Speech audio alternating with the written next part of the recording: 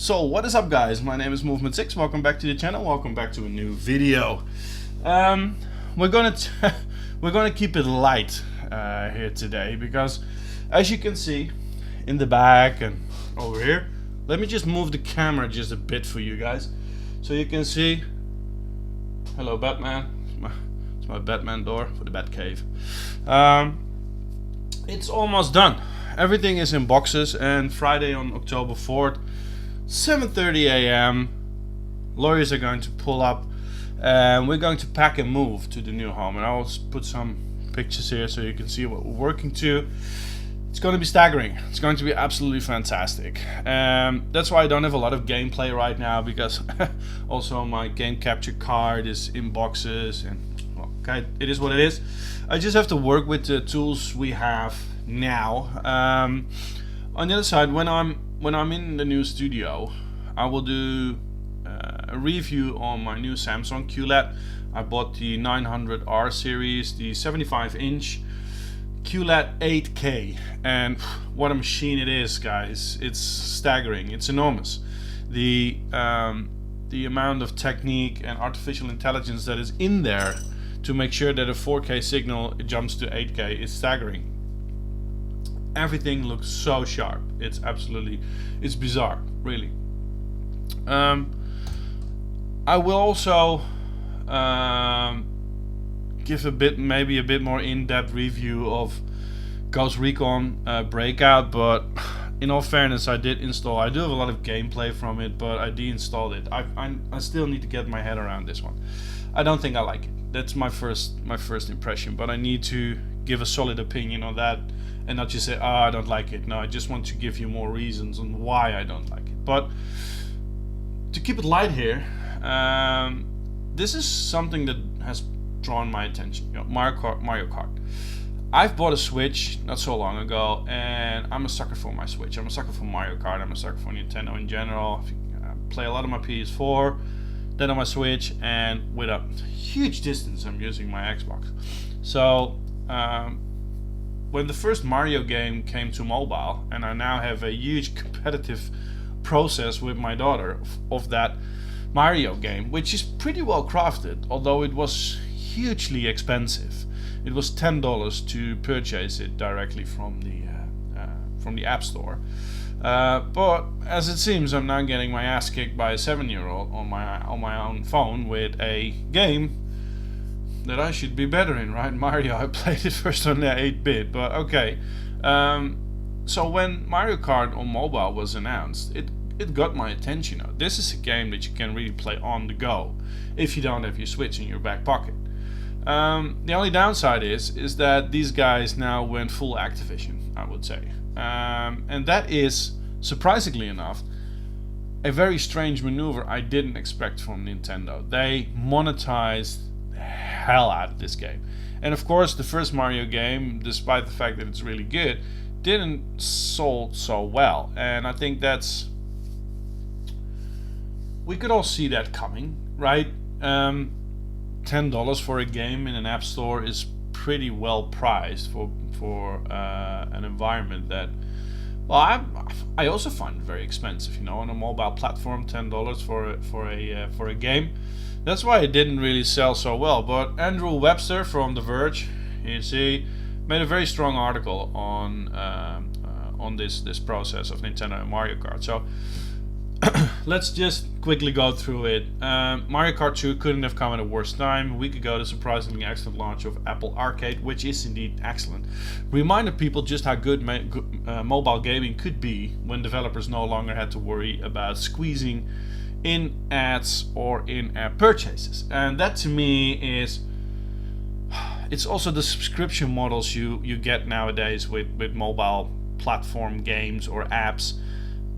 The very costly monthly subscriptions. You get those ads that you can remove then, so you need to pay, or you have those in-app monetization loot boxes. And Mario Kart is very sensitive for these things, right? You can even sell the wheels, the steering, the cards, the environments, even tracks. There's a lot to sell there. You know, you can monetize the hell out of it. In a mobile market almost completely dominated by free-to-play games that constantly demand time and money, Apple Arcade was a breath of fresh air. Mario Kart Tour, meanwhile, is a stark reminder of those dark days. So what is it? Well, Mario Kart is just Mario Kart, right? We all know it. The only difference is the kart moves by itself. So you only have to manipulate it, just like the basic Mario game on mobile platforms. Mario runs. You just have to manipulate it as it goes, and it plays okay. It plays good, but the downside is that you're not really able to control a lot, right? It is a fun game. You can drift, you have speed boost, everything is in there, but the controls are very minimal, and that makes them very frustrating at times. One good thing is using items is fairly intuitive, requiring a simple tap on the screen. So that's the items like the red shield or the green shield. It works okay-ish, but because of the mechanics not really deep in general, it makes it a bit frustrating, because in essence it's a 3D game. You can go anywhere you want. You progress through the game as you would in any typical Mario Kart game. There are a series of cup events, each of which involves a handful of races. Each of one you earn enough stars and you unlock the next cup to play through. The tracks take place in the familiar spots that you know, like blah blah blah.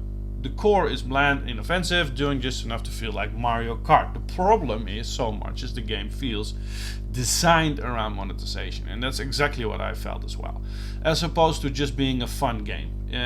This is particularly apparent when it comes to unlocking new characters and cards. Here we go. Like so many of Nintendo's recent mobile efforts, Mario Kart Tour utilizes loot boxes. Spend a few rubies, the game's premium currency, and you can have the chance to get a random character or vehicle. Even worse, they've turned the warp pipe, iconic symbol of course, that green pipe, into a giant cannon that shoots out these mystery prizes. And to me, this is really bad. You even have a mobile iteration of the monthly subscription of $4.99. It's the same as Apple Arcade, and it's almost like a battle pass. And to me, guys, this is a turn for the worse in Nintendo's mobile aspirations. And it seems that because of the lack of success of previous games, they now seem to go this route.